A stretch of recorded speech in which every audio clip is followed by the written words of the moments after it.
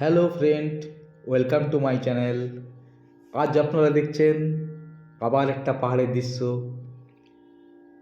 প্রথমেই আকাশটাকে জল দিয়ে ভালো করে ভিজিয়ে নিতে হবে। তারপর কোবাল্ট ব্লুর সাথে বার্নসাইনা একটু স্কারলেট মিশিয়ে কালারটাকে তৈরি করে নিতে হবে। তৈরি করার পর ক্লাউডগুলোকে ভালো করে নিতে হবে। কোথায় কোথায় কীভাবে দাগ দেবেন, ক্লাউডটাকে কীরকম করতে যাচ্ছেন সেটা নিজে ঠিক করে নিয়ে ঠিক সেই জায়গায় কালারটাকে ফেলতে হবে, কিন্তু ভিজে ভিজে অবস্থাতেই ফেলবেন। তাহলে কালারটা মিশে ছবিটা তৈরি হতে খুব ভালো লাগবে। ছবিতে জলের পরিমাণ আর রঙের পরিমাণ ঠিক থাকলে ছবিটা সুন্দর দেখাবে, সেটা আপনাকে খেয়াল রাখতে হবে।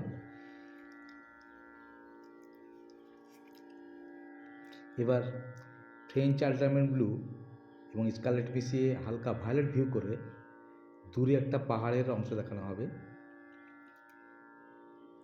খেয়াল রাখতে হবে পাহাড়ের ভ্যালুটা যেন ঠিক থাকে।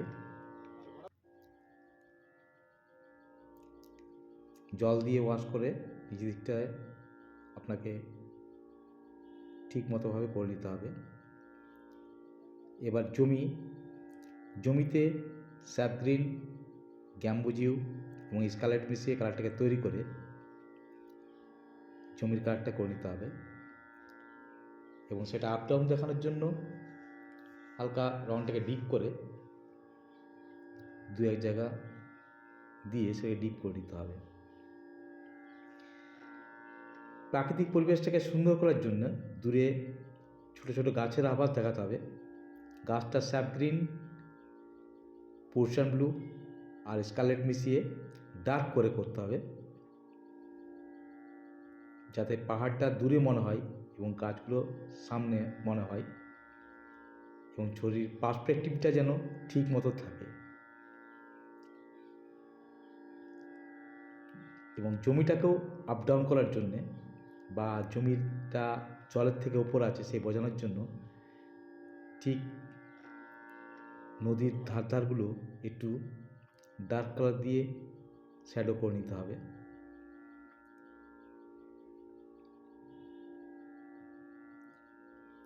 এবার জমিতে আপনি বিভিন্ন রকম কালার ব্যবহার করতে পারেন। এখানে আমি একটু হালকা স্কারলেটের টাচ দিয়েছি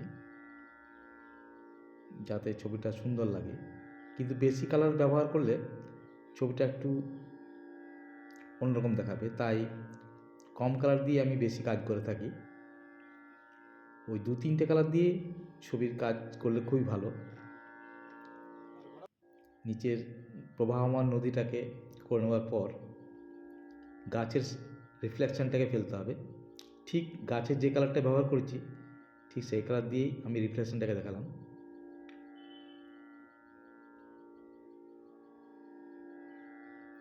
এবার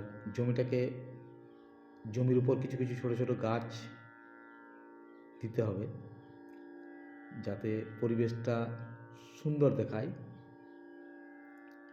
তাই স্যাপ গ্রিন আর স্কারলেট এবং পোর্শন ব্লু মিক্স করে কালারটা তৈরি করে নিয়ে জমির উপরে কিছু ছোট ছোট গাছের আভাস দেখালাম, ছোট ঝোপঝাড় দেখাতে হবে যাতে পরিবেশটা আর সুন্দর লাগে।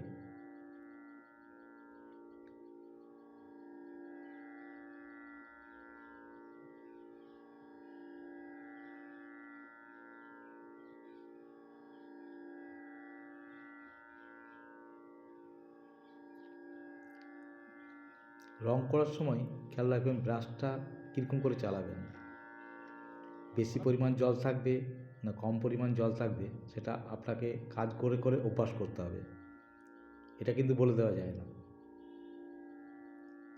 ধন্যবাদ, থ্যাঙ্কস ফর ওয়াচিং।